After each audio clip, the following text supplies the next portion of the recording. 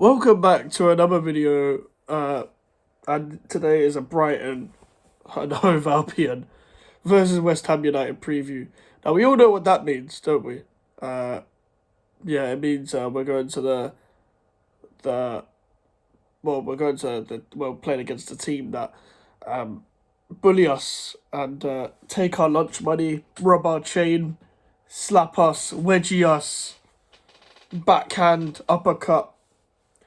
And they're meant to be like a good-looking club. You're meant to be playing like nice football. It's meant to be a beach, but you're very violent against West Ham United. But yeah, this is the fixture, I guess, apart from City and Liverpool away, that I don't look forward to the most. And maybe Old Trafford as well. And all those three teams and Brighton at home or away, I do not look forward to. At least at home against the big 16, you're like, you never know, you're at home, whatever. You can make excuses. With Brighton, we just get slapped around silly. And we're also going to be talking about Mohamed Kudus. We'll talk about Kudus first, then we'll get into the Brighton game. Finally, the Here We Go is done. And despite late scares from Saudi Arabia clubs, confirmed by, first reported by ex-West Ham employee, and then confirmed by Fabrizio Romano. Mohamed Kudus to West Ham, here we go. Verbal agreement sealed with Ajax with 45 million total package, add-ons included, plus sell-on clause. Players 5-year deal also agreed and medical booked on Saturday. By the way, we can trigger an extra year as well. We've been doing that lately, the last 2 years with a couple of our signings. Huge work by new director Tim Steiden. I know how to pronounce his name now, Tim Steiden. Working to sign docs in 48 hours. Now, name me a more iconic duo than Tim Steiden and a private jet.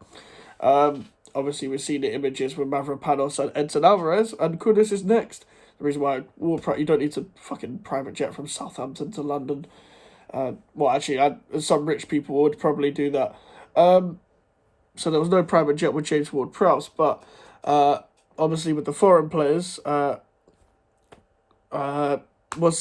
basically, this all started by Mark Noble reported back when scouting Edson Alvarez, and reported back looking at Mohamed Kudus as well, and recommended it to David Moyes. David Moyes obviously approved, and then when Steinen came in, he obviously approved it as well. And listen, I'm just happy it's over. I mean, it wasn't a long saga. It's just the player's that good that you're kind of afraid of a hijack. I think it was last week that crucial talk started happening, and when the whole Paquetá thing was happening with Manchester City, it was like Kudus to replace Paquetá. But when ex-West Ham employee reported that we could get both, I was like, just get both. It's common sense, isn't it?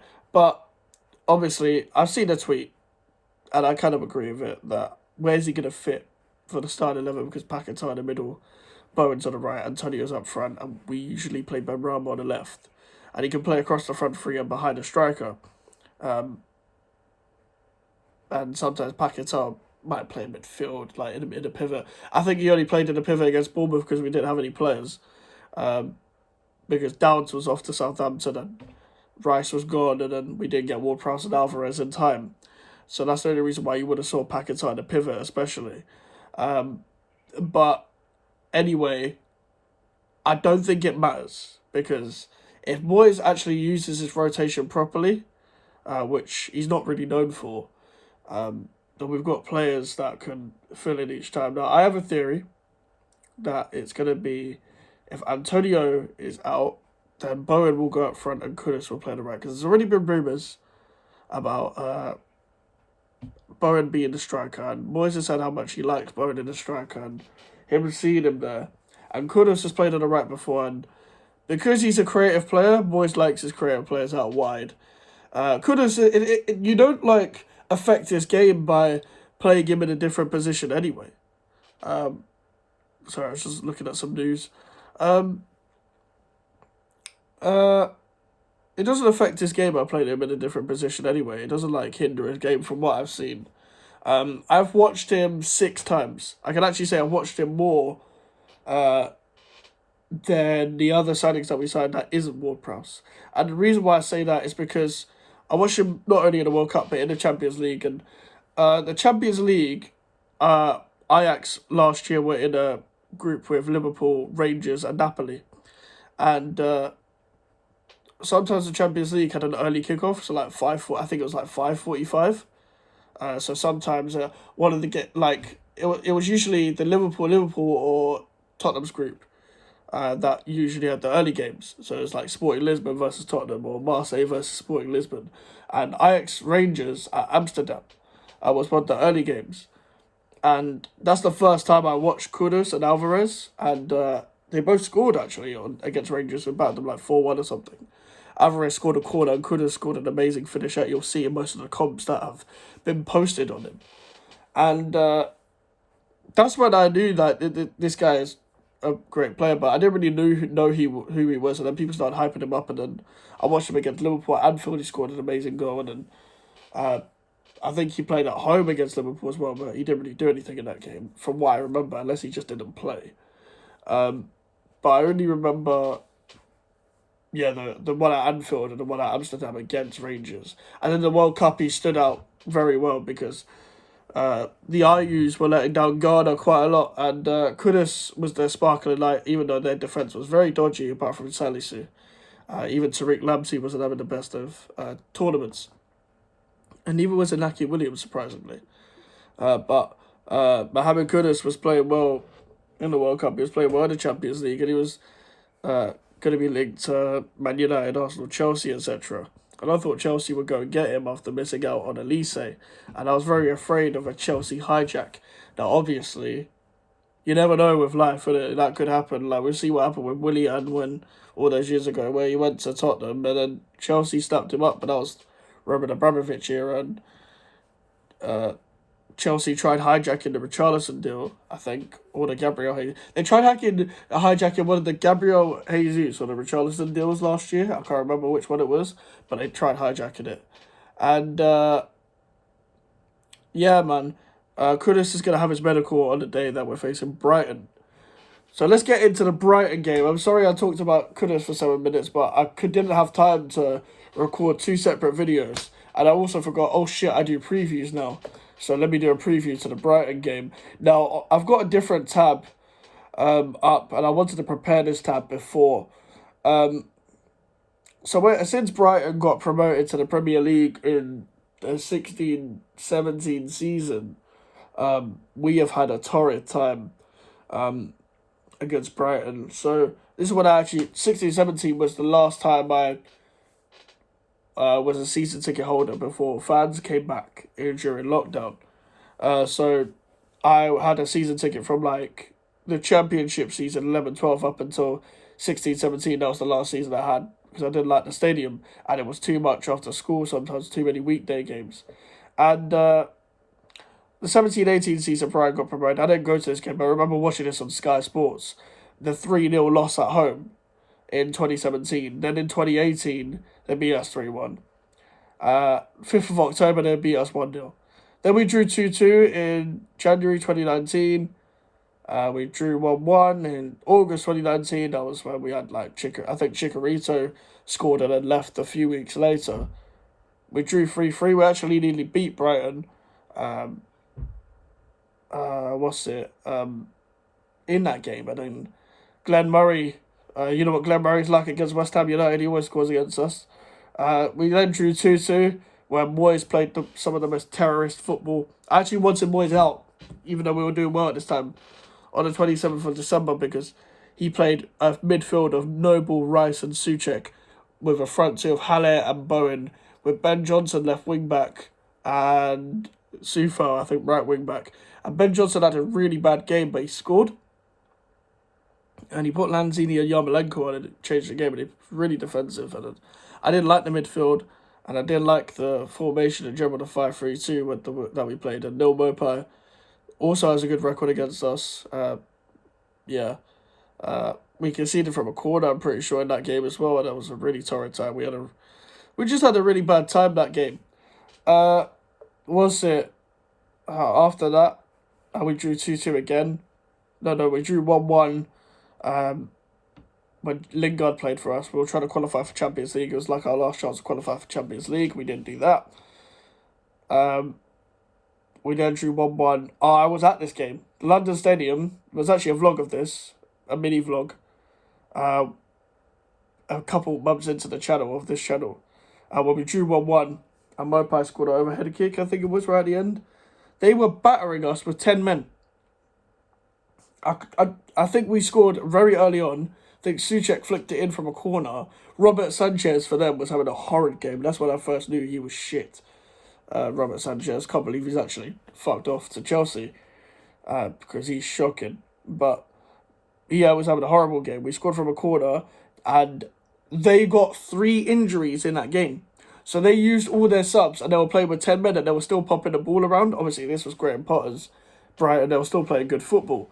And then right at the end, Masuaku first, the closest man. Neil Mopai scores right at the end to make it 1-1.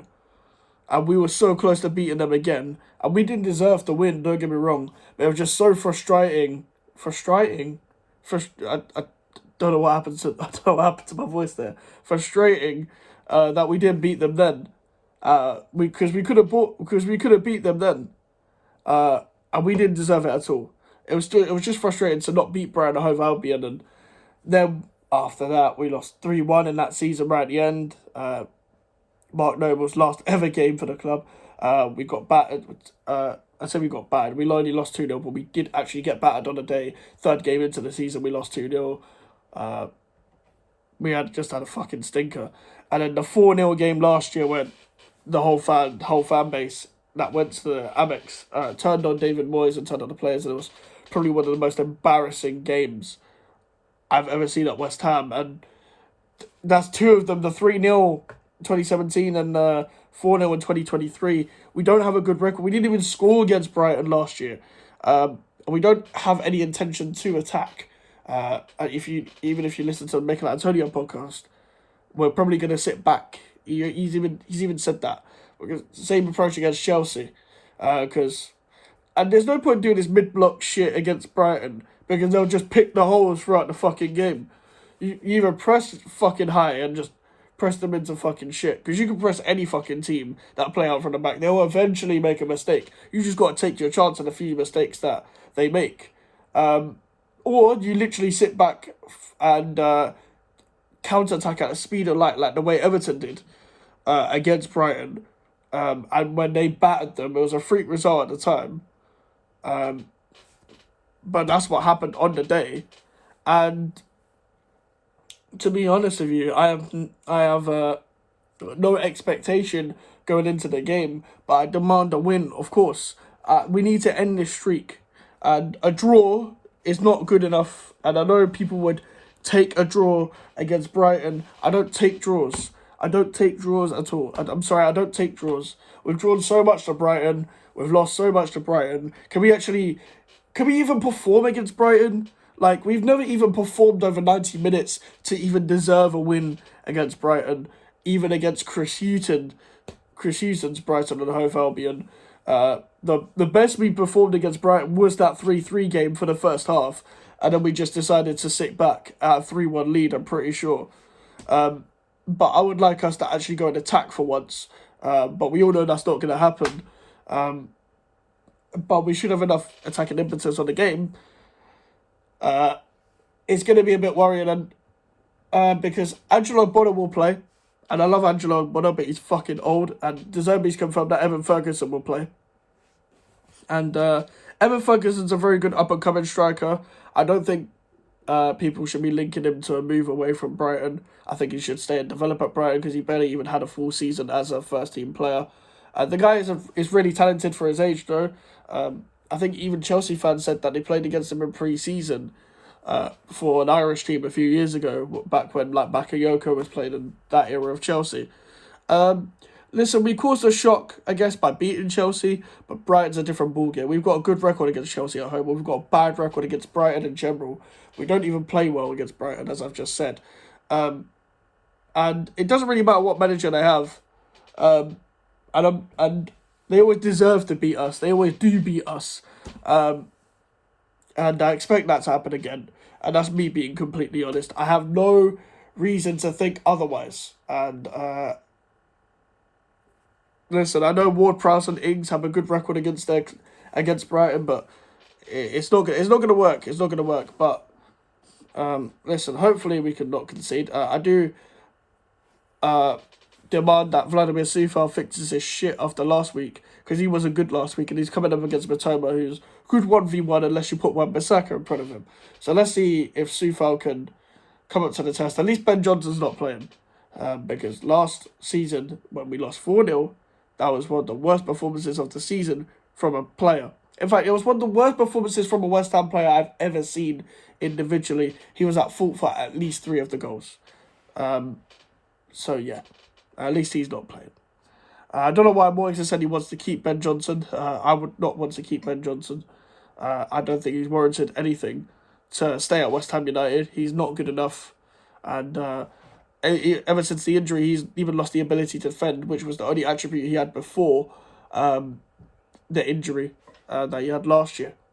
But that's just my opinion of the preview and the Kudus transfer. Make sure to leave a like and subscribe. Social medias are in the description if you want to follow me.